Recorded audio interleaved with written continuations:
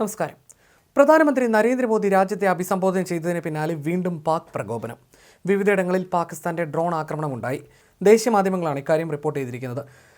Drone സാന്നിധ്യം സൈന്യം സ്ഥിരീകരിച്ചിട്ടില്ല. ഇന്ത്യൻ വ്യോമ പ്രതിരോധ സംവിധാനം ഉപയോഗിച്ച് പാക് ഡ്രോണുകൾ തകർക്കുന്ന ദൃശ്യവും പുറത്തു വന്നിട്ടുണ്ട്. ഡ്രോൺ സാന്നിധ്യം കണ്ടതിനെ തുടർന്ന് സാംബ ജില്ലയിൽ ഇന്ന് ബ്ലാക്ക് ഔട്ട് പ്രഖ്യാപിച്ചിട്ടുണ്ട്.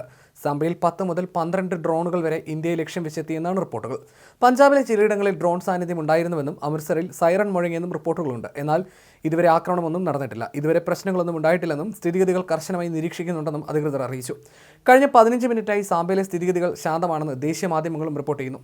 പഞ്ചാബിലെ ഹോഷിയാർപൂർ, അമൃത്സർ എന്നിവിടങ്ങളിലും ബ്ലാക്ക് ഔട്ട് പ്രഖ്യാപിച്ചിട്ടുണ്ട്. ഇവിടങ്ങളിൽ ഡ്രോൺ സാന്നിധ്യമുണ്ടെന്ന സ്ഥിരീകരിക്കാത്ത റിപ്പോർട്ടുകളുടെ അടിസ്ഥാനത്തിലാണ് ഇവിടെ ബ്ലാക്ക് ഔട്ട് പ്രഖ്യാപിച്ചത്.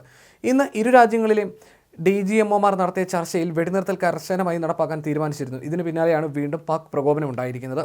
പ്രധാനമന്ത്രി പാകിസ്ഥാൻ ശക്തമായി മുന്നറിയിപ്പ് നൽകിയിരുന്നു അല്പം മുമ്പ്.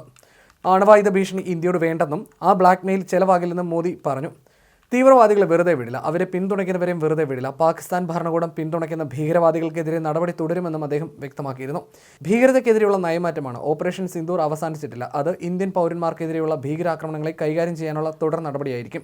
നമ്മുടെ പൗരന്മാരെ ആക്രമിച്ചാൽ ഇന്ത്യ ആ ഭീകരതയുടെ ഹൃദയം തകർക്കും. അതാണ് ന്യൂ നോർമൽ. അതാണ് സംയുക്ത സേന കഴിഞ്ഞ 2 ദിവസമായി ആവർത്തിച്ച് പറഞ്ഞതെന്നും പ്രധാനമന്ത്രി വ്യക്തമാക്കിയിരുന്നു.